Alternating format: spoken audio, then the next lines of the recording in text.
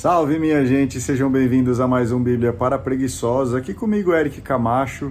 Nós estamos lendo o segundo livro dos Reis, e eu peço a você que assista o vídeo até o final, deixe o seu like, compartilhe este vídeo nas suas redes sociais, me siga nas minhas redes sociais, faça um comentário e inscreva-se no canal, tá bom? Capítulo 22 do segundo livro dos Reis, Josias, a Reforma e o Livro.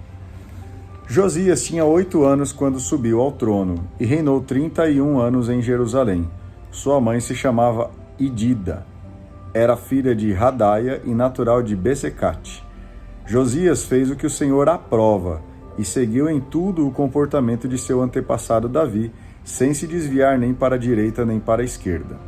No ano 18 de seu reinado, o rei Josias mandou o secretário Safã, filho de Aslias, neto de Mesolam, ao templo do Senhor com esta ordem: vai encontrar-se com o sumo sacerdote Reucias e diga-lhe que deixe preparado o dinheiro oferecido ao templo do Senhor e que os guardas da porta recolham do povo. Diga-lhe para entregar o dinheiro aos mestres de obras encarregados do templo do Senhor, a fim de que estes os distribuam aos operários que trabalham na reforma do templo do Senhor, aos carpinteiros, construtores e pedreiros. Que eles usem o dinheiro para comprar madeiras e pedras talhadas para a reforma do templo. Não será necessário pedir contas do dinheiro entregue a eles, porque são honestos.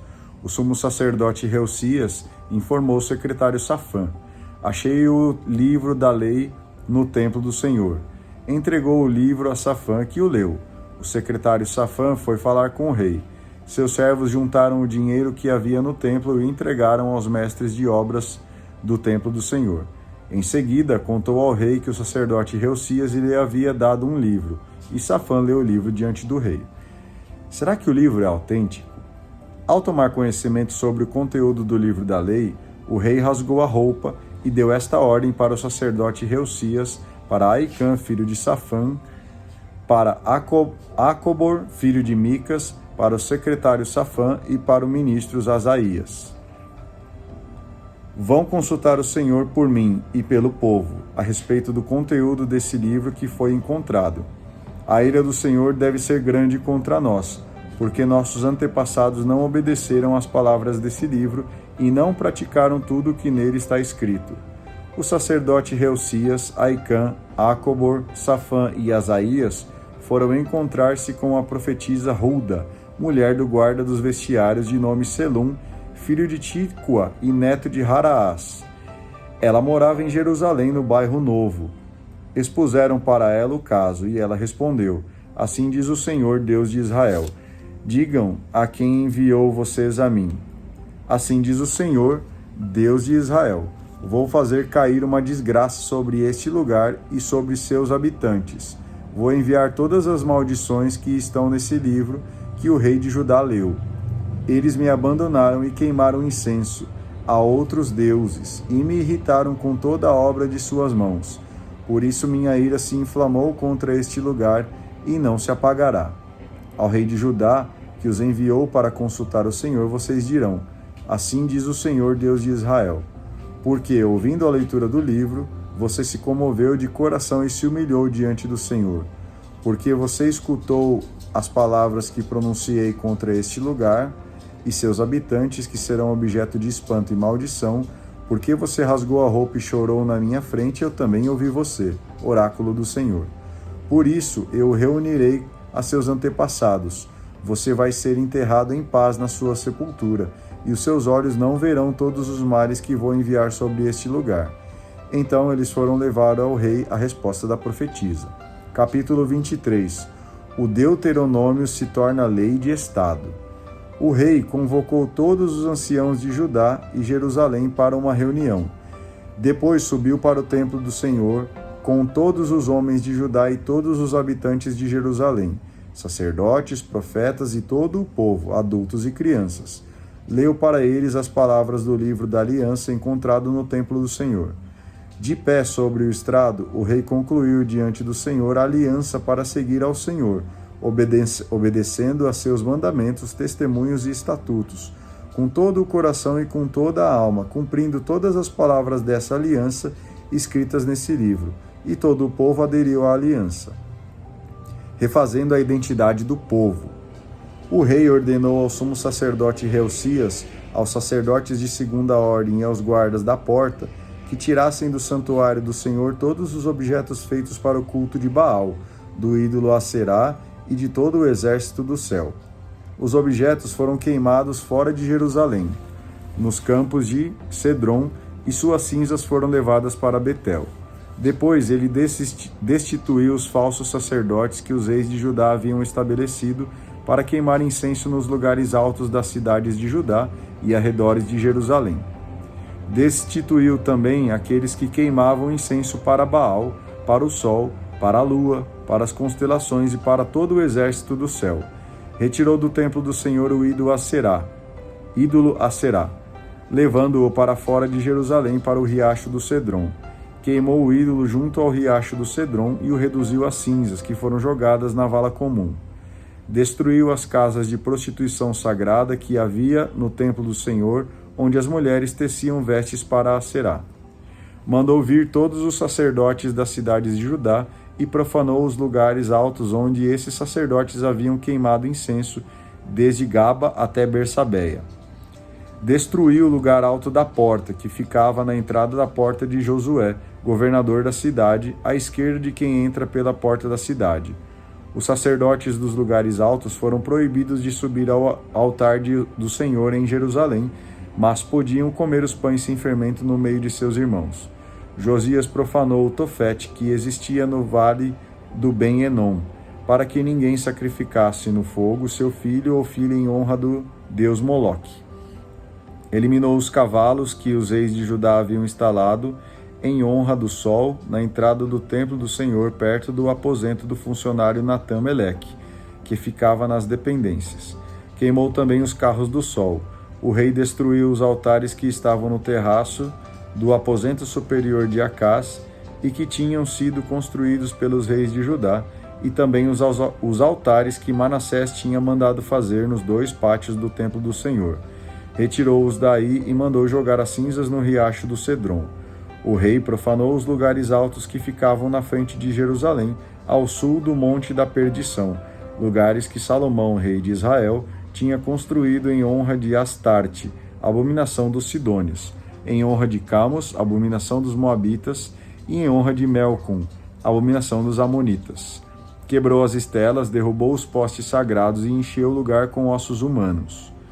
Procurando reunificar o povo, Josias destruiu também o altar que estava em Betel, lugar alto que Jeroboão, filho de Nabate, havia construído e com o qual havia arrastado Israel ao pecado. Destruiu esse lugar alto, quebrou suas pedras, reduzindo-as a pó, e queimou o poste sagrado. Josias voltou-se e viu os túmulos que estavam na montanha. Então mandou recolher os ossos daqueles túmulos e os queimou sobre o altar. Desse modo profanou o altar, cumprindo a palavra do Senhor, que o homem de Deus havia anunciado quando Jeroboão, durante a festa, estava junto ao altar. Ao se voltar, Josias levantou os olhos para o túmulo do homem de Deus, que havia anunciado essas coisas, e perguntou: "De quem é esse túmulo?" Os homens da cidade responderam: "É o túmulo do homem de Deus que veio de Judá e anunciou o que você acaba de fazer com o altar de Betel." Então o rei disse: "Deixem o homem de Deus em paz, que ninguém toque em seus ossos." Deixaram assim os ossos do homem de Deus em paz, bem como os ossos do profeta que tinha vindo da Samaria.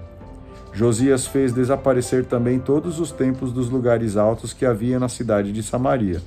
Esses templos tinham sido construídos pelos reis de Israel para irritar ao Senhor. Josias fez com eles o mesmo que já havia feito em Betel. Josias imolou sobre os altares todos os sacerdotes dos lugares altos que aí se encontravam, e por cima deles queimou ossos humanos. Depois voltou para Jerusalém. Revivendo o ideal de uma nova sociedade, o rei ordenou a todo o povo: celebrem a Páscoa em honra do Senhor, Deus de vocês, conforme está ordenado neste livro da aliança. Nunca tinha sido celebrada uma Páscoa como essa, desde o tempo em que os juízes governavam Israel, nem durante todo o tempo dos reis de Israel e de Judá. Foi somente no ano 18 do rei Josias que tal Páscoa foi celebrada em honra do Senhor em Jerusalém. Josias, o rei justo. Josias eliminou também os necromantes, os adivinhos, os deuses domésticos, os ídolos e todas as abominações que se viam no país de Judá e em Jerusalém, para cumprir as palavras da lei escritas no livro que o sacerdote Hilcias encontrou no templo do Senhor. Nenhum dos reis anteriores se voltou para o Senhor como ele se voltou de todo o coração, de toda a alma e com toda a sua força, conforme a lei de Moisés. Mesmo depois não surgiu outro como ele. Apesar disso, o Senhor não deixou de lado o furor de sua grande ira que se havia inflamado contra Judá, por causa de todas as ofensas com que Manassés o tinha ofendido. O Senhor disse: também expulsarei Judá para longe da minha presença, da mesma forma como expulsei Israel. Vou rejeitar Jerusalém, esta cidade que eu tinha escolhido, e o templo sobre o qual eu tinha dito: aí estará o meu nome.